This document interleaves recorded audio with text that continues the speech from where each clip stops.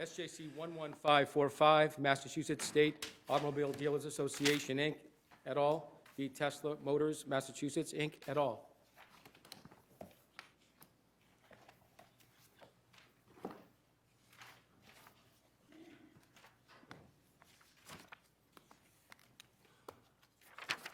Let's proceed. Good morning. Good morning, Chief Justice Ireland and justices of this honorable court. May it please the court, my name is Thomas Van Gel, and with me is my associate, James Radke. Together, we represent two independent Massachusetts motor vehicle dealers and the Massachusetts State Automobile Dealers Association.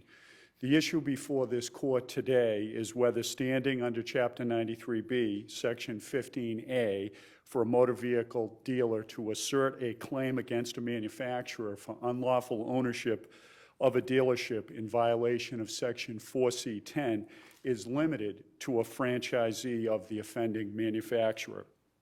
The literal language of Section 15A provides standing to any motor vehicle dealer, manufacturer, or distributor that suffers any loss of money or property as a result of a violation of Chapter 93B, or who can establish a substantial likelihood of such loss if not enjoined. But we know, I'm sorry. Go ahead.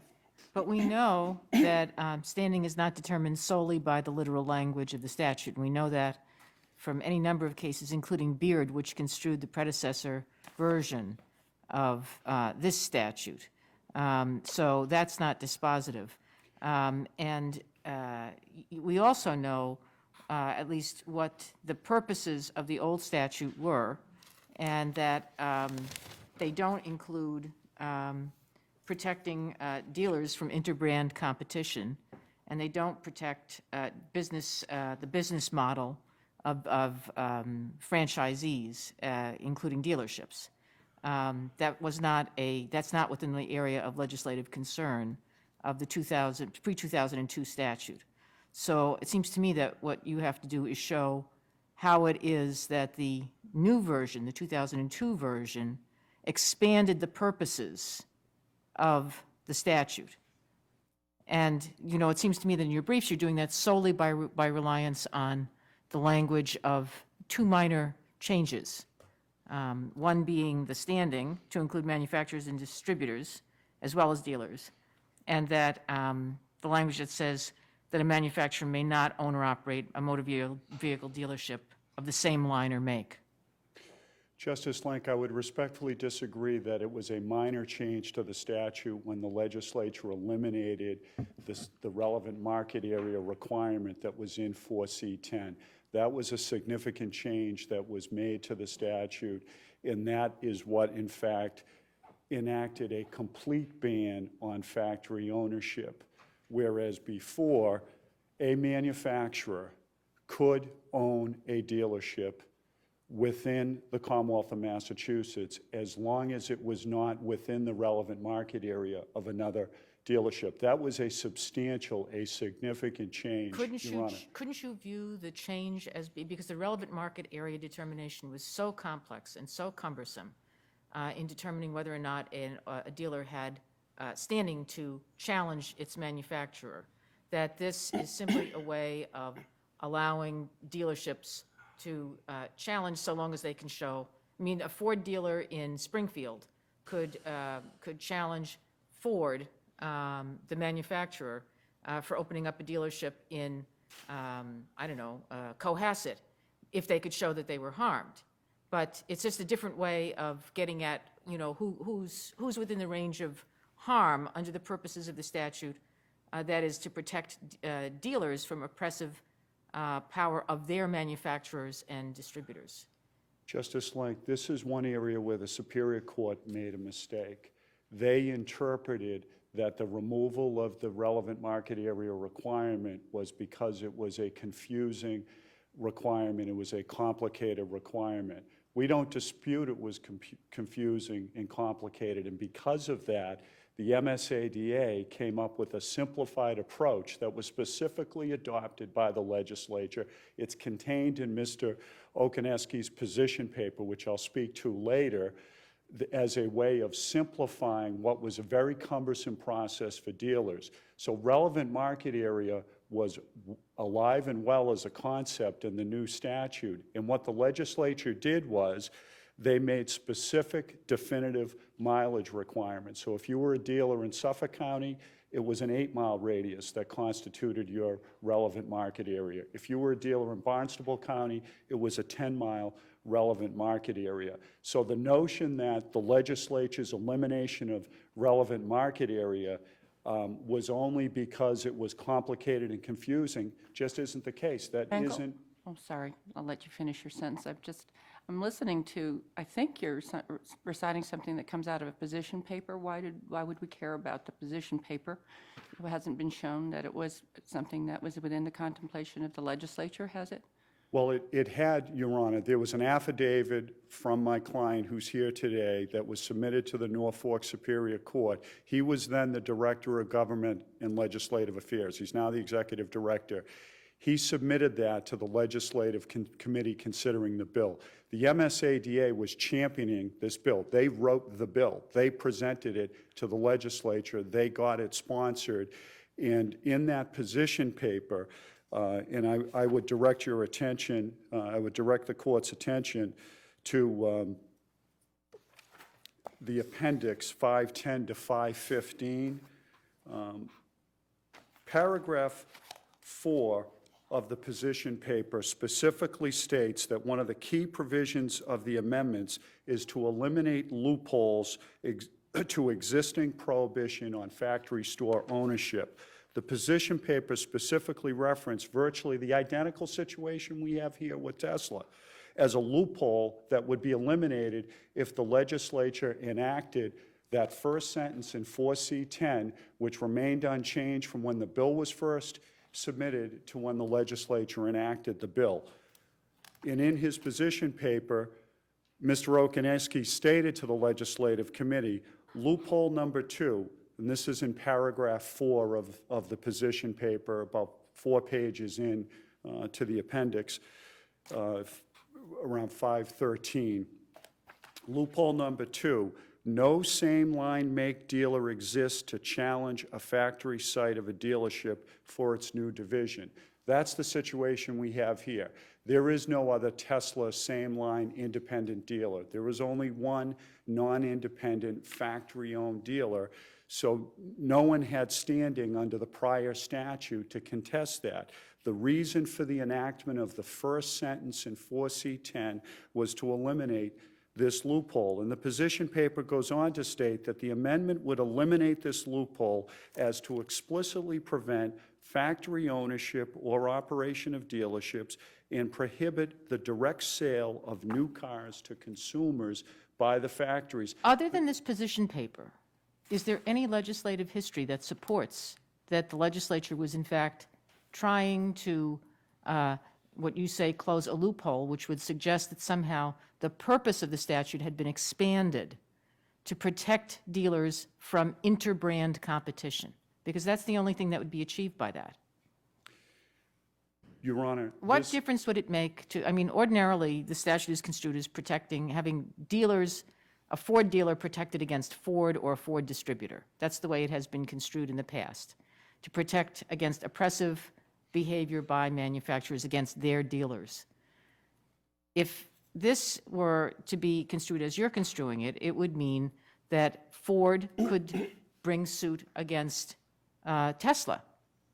yes, and they And that could, would be and- interbrand competition that has never been seen as one of the purposes of this statute. And so I guess what I'm saying is that's a major change in the statute that you're suggesting is happening. Where do we find that change in purpose in the statute or in the legislative history? Well, I think this memo is very clear, and this is from the organization that was spearheading the effort that drafted the legislation. I don't know what could be more persuasive. Have you got any cases that have ever had us rely on something like a position paper to show what legislative history was? Well, last month, Your Honor, in the Sheehan versus Weaver case, the court indicated that it may enlist the aid of reliable guideposts in construing the legislature's intent. And I would strongly urge, suggest to the court that this position paper is clearly a reliable guidepost. We have the organization that wrote the bill presenting it to the legislature. The legislature substantially amended Chapter 93B. They adopted most of the recommendations. There were some eliminations of language, but with regard to 4C10, in this provision that we're talking about, the first sentence, that remained unchanged throughout the process. Was there along your lines, do you know, was there like State House News, was there hearing on this? There were several hearings So on there this would be bill. would there be some legislative discussion? I understand what you're saying, and I'm just wondering if there's anything in an expansive view of legislative history, but that you know of, that indicates legislative comments on this particular memorandum that was submitted. There were extensive hearings and discussions with the committee. The issue was, unlike when the bill was first adopted in 1970, there was not a legislative report being commissioned because this bill was being sponsored by an outside organization. So we Meaning don't have your client. my client. We don't have an official report from a legislative No, it wasn't committee. official. I just They- wondered whether there was, as there Your often Honor, are, State House News were reports and extensive- stuff. There were extensive hearings on this bill in meetings with the legislative committees because the process started sometime in 2000. This memo was 2001. The amendment was enacted in 2002. But Justice Lank, I'd just like to go back to the point about the franchise system. The manufacturers in this country were able to succeed in selling vehicles to consumers through dealers in Massachusetts. That's the way it's been done. That's the way the statute provides in 93B. And in Massachusetts, in order to sell a vehicle, you need to get a license under Chapter 140, Section 58 and 59, a Class 1 license to sell new motor vehicle dealers, to sell new motor vehicles. So not anybody walking off the street can sell a new I motor appreciate that. vehicle. And that concept is incorporated into Chapter 93B. And But the question is really, you flipped it. It seems to me that the legislation, according to the cases that construe legislative history of the former version of the statute, suggests that what the statute was there to do was to protect people, dealers in particular, in a system that was already in existence. It wasn't so much an endorsement of the system as it was a way of protecting people who were already in those relationships and regulating those pre-existing relationships. It wasn't so much endorsing it and saying that's the business model that we have to have. I would disagree, Your Honor, because today, you look at the language of the statute is clear that no manufacturer shall own a dealership. The issue is one of standing. Only a The language- dealership of its own. A manufacturer can own a dealership. Correct. And the reason for that is this. There is one significant distributor in Massachusetts who happens to own several other dealerships. Had there been a ban on factories owning dealerships of vehicles they don't manufacture, this distributor would have been disqualified. Which is And that? Which is that? This is Subaru of New England that's owned by the Bach family. And just in terms of legislative history, they waged a formidable battle in the late 1990s to the effort to amend the statute then. The MSADA came back and in 2002 was successful. So they were significantly interested in this issue, and the manufacturer ban and the distributor ban on operating dealerships of vehicles which they manufacture or distribute exists today. So there's a very limited exception for manufacturer, distributor-owned dealerships. Only those dealerships which sell vehicles they don't manufacture or distribute. And I think that's telling in terms of the legislature's intent. Another way to look at this is, why would the legislature create two classes of manufacturers? one with independent dealers who can't sell directly to consumers, and another class of manufacturers who can sell. It's an uneven playing field. It creates unfair competition. It just doesn't make sense that the legislature would intend this result. Even if you are correct with regard to what you contend, you would still need to show, in order to obtain standing, that the plaintiff suffered a loss of money or property. We actually, remember, Justice Gantz, this was decided at the Right, injunction so level. you may get past a motion to dismiss because you've alleged a loss of money or property, but at some Correct. point in time, Correct. that would need to be an element of your claim. Correct, Now, with regard to associational standing, yes. how can the association, which concludes all sorts of dealerships, be in a position to claim as an association that it suffered a loss of money or property? I mean, it's going to be a little bit hard for a Kia dealership to say that the presence of a Tesla dealership is causing it competitive harm, and you represent a whole set of dealerships, Lexus, Kia, the whole range. Well, there are a couple of concepts, Your Honor. One, with organizational standing, associational standing.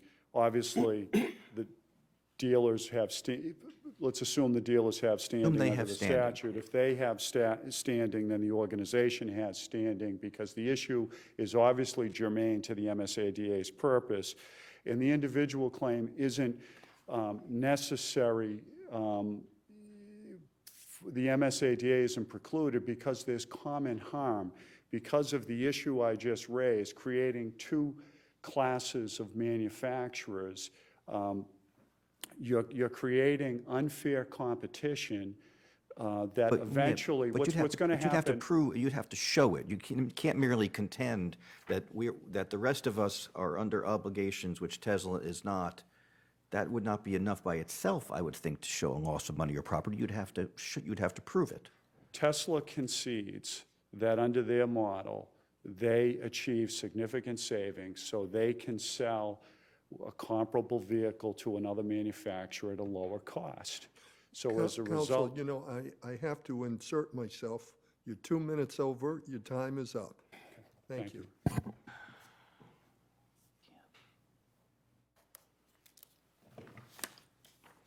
Mr. Chief Justice, members of the court, my name is Richard Campbell. I'm here on behalf of Tesla Motors, Inc. and Tesla Motors Mass, Inc. I'll refer to them collectively as Tesla, just for ease of discussion. Mr. Campbell, if you just looked at this statute, no history, statute just enacted, brand new, you looked at section, what is it, 10, subsection 10, 4B. 4C10. 4C10. 4C10. I mean, doesn't it read pretty clearly that a manufacturer simply cannot have a dealership in the same line of cars that they manufacture? If you look at section 4C, you will find 12 subsections, 12. Each of those 12 subsections deal with the relationship between affiliated dealers and the manufacturer selling product to them. Section 1 deals with arbitrary and unfair allocations of new vehicles to dealers. Section 2, failing to disclose the methodology for allocating vehicles. Section 3, refusal to deliver reasonable quantities of vehicles in a timely manner. Section 4, coercing agreements by threatening termination. And each one of those sections all relates to the relationship between a dealer and its affiliated manufacturer. Turning to 4C10 and your question, Justice Cordy, 4C10, if one looks at the sentence itself and the incorporation of the language same line make, then one could conceive that that is ambiguous. You have to figure out what is that phrase doing in the context of that sentence. If the Same line make is the same line of cars. So if the purpose is, as the plaintiffs suggest, that the legislature intended to prevent a manufacturer like Tesla from selling vehicles in the Commonwealth, That it manufactures, the same line that it manufactures. it would then have ended that sentence at 4C10 with the word Commonwealth. The rest of that, half of that sentence, all of those terms would be mere surplusage. They would have no meaning. Wait, And I don't understand what you mean. if Your Honor takes a look at the statute, Yeah. the section in question, give me a moment, and I'll To own or operate either directly or indirectly through any subsidiary, parent company, or firm, a motor vehicle dealership located in the Commonwealth, and you say we should end there, as opposed Yes. to going on to say, of the same line make as any of the vehicles manufactured, assembled, or distributed by the manufacturer or distributor. If the purpose was to prevent a manufacturer like Tesla from selling its vehicles in the Commonwealth of Massachusetts, the purpose would be achieved by ending the sentence at the word Commonwealth. But it doesn't, the statute was never intended to prevent Tesla from selling Studebakers.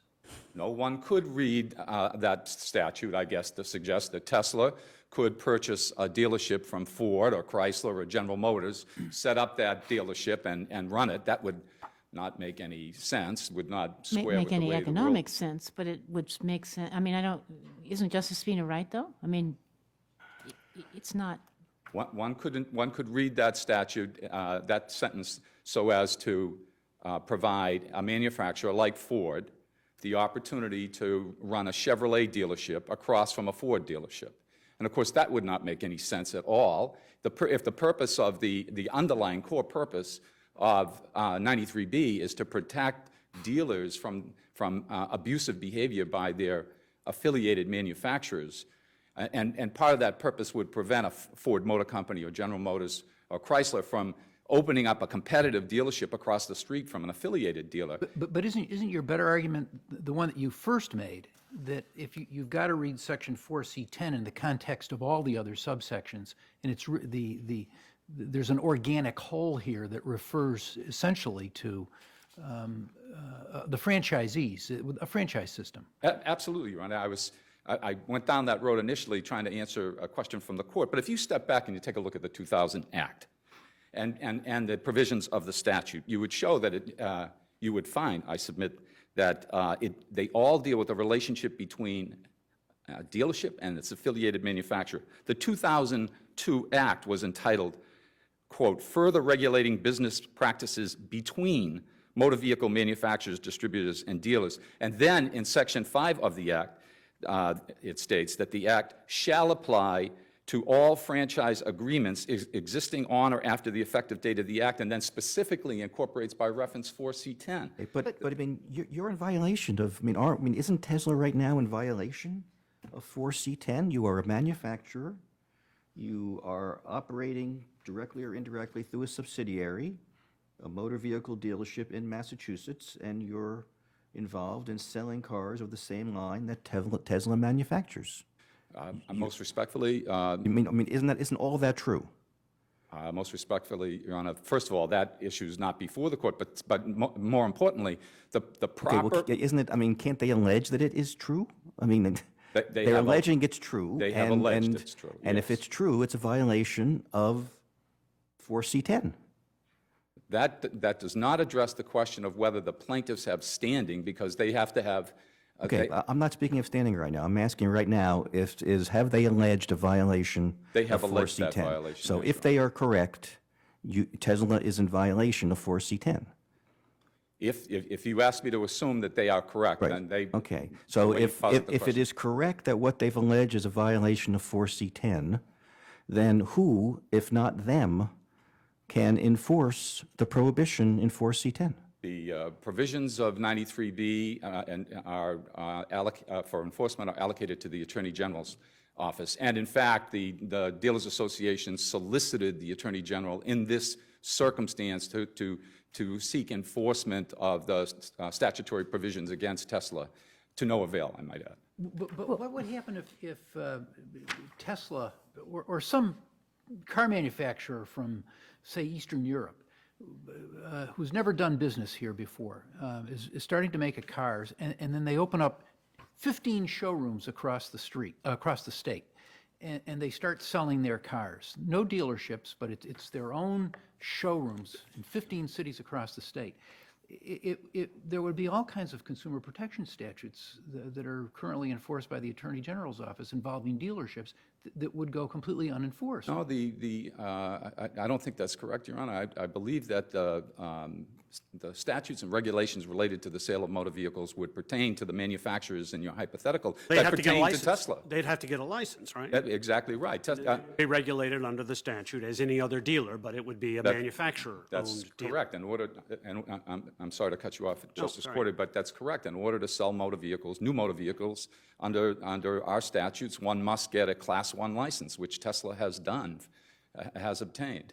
You say the Attorney General is the one who can enforce this, but Section 15A creates specifically a private right of action, right? Yes, it does. And it says that any manufacturer, distributor, or motor vehicle dealer who suffers any loss of money or property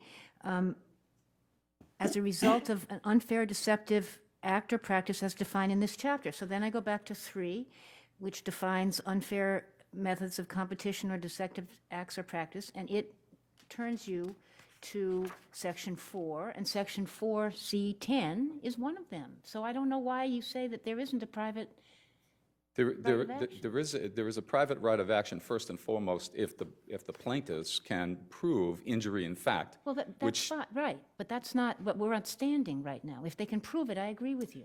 well, they initiated this action by means of an order of notice and convened a hearing on an application for a temporary restraining order and preliminary injunction.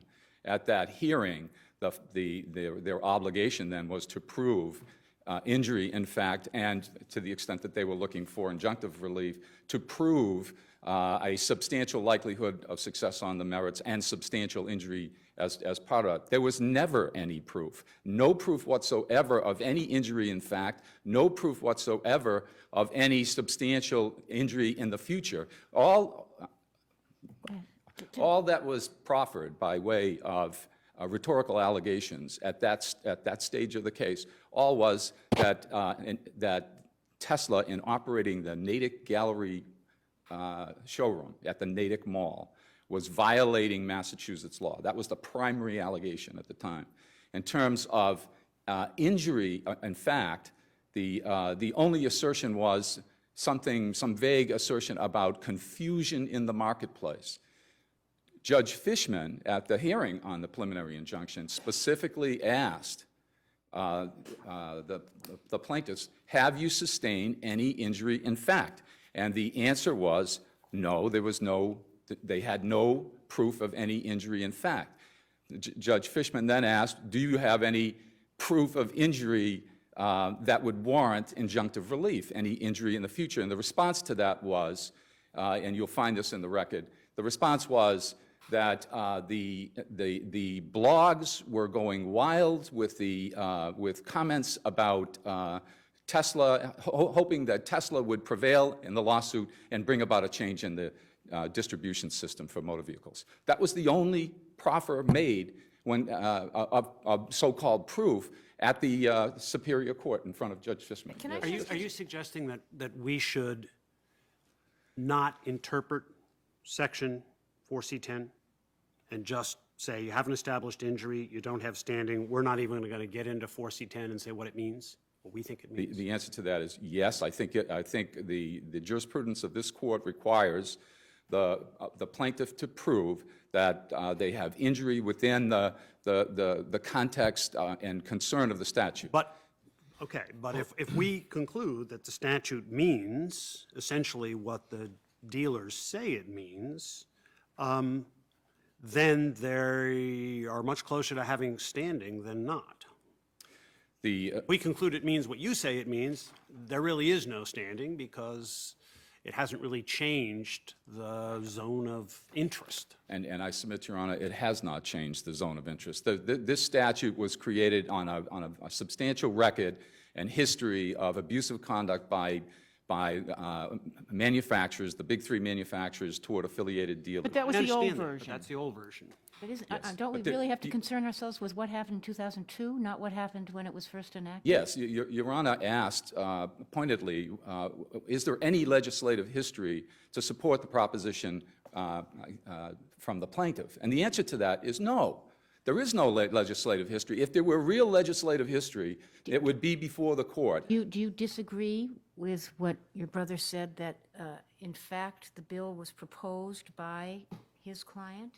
I don't disagree that the Dealers Association in 2001 proffered materials in relation to proposed changes to the statute. I don't. In 2001, Senate Bill 87 included specific provisions that would have, at least in 3 instances, would have prohibited direct sales of motor vehicles by a motor vehicle manufacturer, including the obligation, the prohibition of obtaining a Class 1 license. That was one of the provisions in Senate Bill 87. But was were the statutory amendments that went into effect in 2002 precisely the recommendations or the requests that have been made by the Dealers Association? I can't answer that, and I don't believe that anyone can answer that Well, you can on the compare basis what of they- this record. Okay. The talking points memorandum, which was submitted as part of a motion for reconsideration in front of Judge Fishman, was rejected by Judge Fishman as hearsay. There's no evidence or proof that that document ever either was presented to the legislature or considered by the legislature. There's no reference in the legislation or from the legislative. Brother says there was an affidavit. An affidavit in the Superior Court at the hearing, not at the hearing, after the hearing on the application for preliminary injunction. That's how the talking points were presented to the Superior Court. My point, Your Honor, is that there is no documentation record that material was ever delivered or really considered or evaluated or put into use by the legislature in any fashion whatsoever. Did the manufacturers or any of the manufacturers, your client or to your knowledge, other manufacturers have any input into this? Were they aware of this bill passing through the legislature, and did they submit oppositions or papers on it? I'm quite convinced Tesla did not, because it didn't exist. As to the legacy manufacturers, the big 3, I have no idea whether General Motors, Ford, Chrysler, Toyota, or the others took any position with respect to this. It seems to me it would be likely they would have. This 93B is really directed at the relationship between affiliated dealers and manufacturers. I would envision that they would have submitted something, but Not your client, understood. well, some of them are my clients, but not in this case, not in this matter. My time is up. Let me just end by saying that there's nothing in the legislative purpose behind 93B that was intended to suppress competition or to stifle innovation in the way in which motor vehicles are distributed. In fact, if you look at 93B, Section 6, subparts G and 8, the legislature stated that increase in competition is in the public interest. Increase in competition is in the public interest. That's what Tesla is striving to do, to compete in the marketplace, to give our consumers, our citizens, choice. And the dealers are trying to prevent that competition and prevent that choice. Thank you. Thank you, counsel.